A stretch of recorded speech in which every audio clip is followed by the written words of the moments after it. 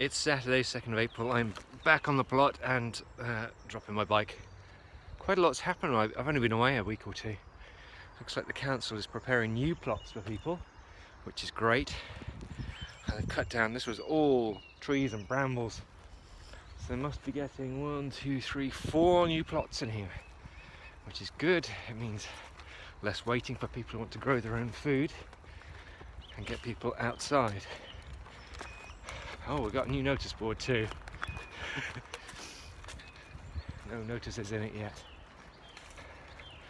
Today, what are we doing? Seeds. I'm going to do an experiment with peas. So last time I grew peas in little trays and then planted them out. So I'm going to do that again, but I'm also going to put some straight in the soil and then see if we get any difference in yield, how quickly they come up. I'm just going to check on the seeds I sowed a couple of weeks ago. Just mind the standpipe. Whoop. Right, let's get my hat off and get the bike parked. Oh, what a difference a week or two makes. Spring is kind of here, I think. The daffodils. The daffodils, oh, starting to come up properly now. Blossom on the trees. New growth, look at that. These are, oh, well, I pruned these back quite heavily at the end of last year because they were all over the place. And they're just green shoots coming up. If you watch my video in New York, I went to the Japanese garden. It's so uplifting to see all the new colours and the new growth. But it's even better when it's your own garden. Primroses, look at these.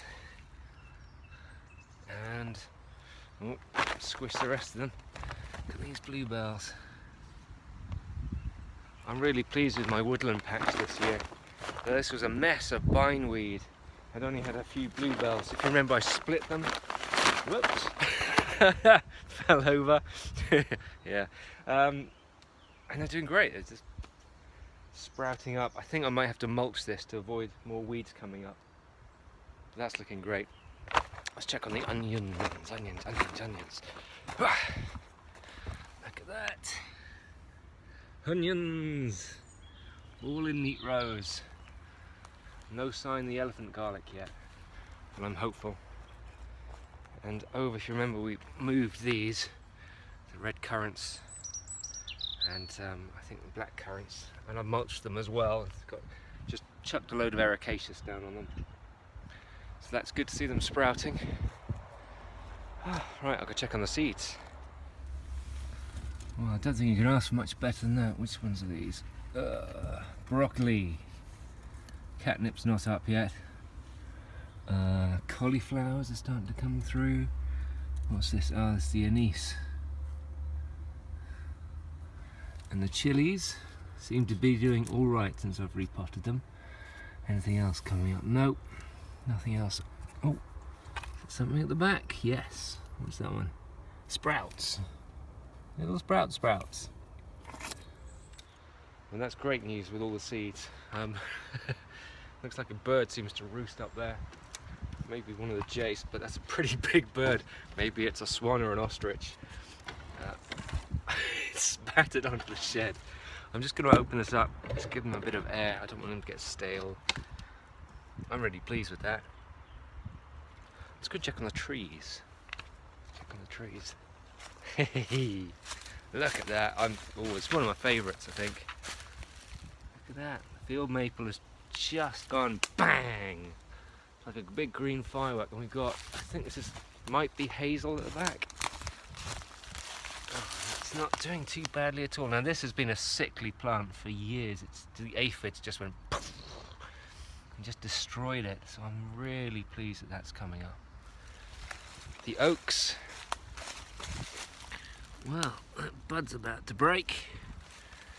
The other one's a little further behind. It's great, isn't it? Spring is probably one of the best times because everything's new and everything's coming up.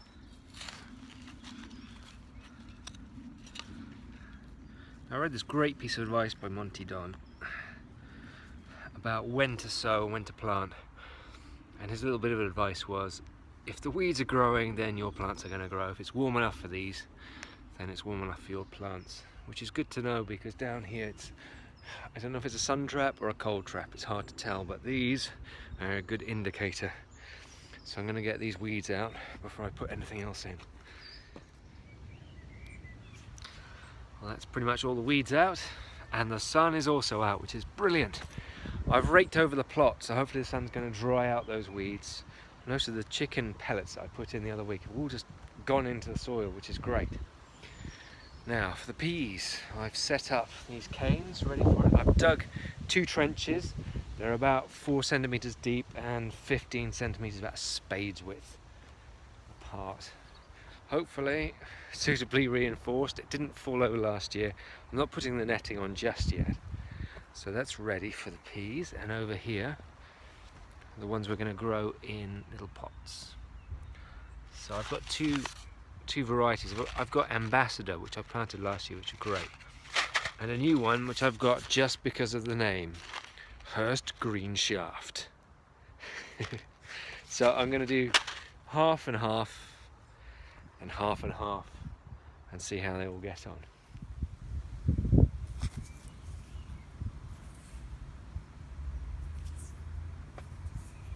Now from last year I know that the roots for these aren't exactly huge or wide, so I'm going to plant them in a zigzag, alternate pattern,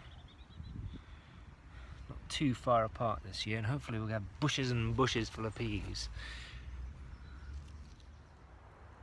Well, that's the peas in the trays watered and the one in the trenches watered, so this is going to go into the greenhouse stroke cold frame. I'm not entirely sure what the difference is, but anyway, it's going in that. Tell you what, it feels good to get some structure in the garden, get those canes up. There's heavier than I thought. I can live at the bottom for now, because it looks like things are happening. Nice bit of architectural gardening. Got some cross members in there too. So we've got our potatoes in, a lot more this year. Peas are in. Leek leftovers from last year, and then we've got onions, and the horseradishes asleep under the box. It's looking good. Blue skies.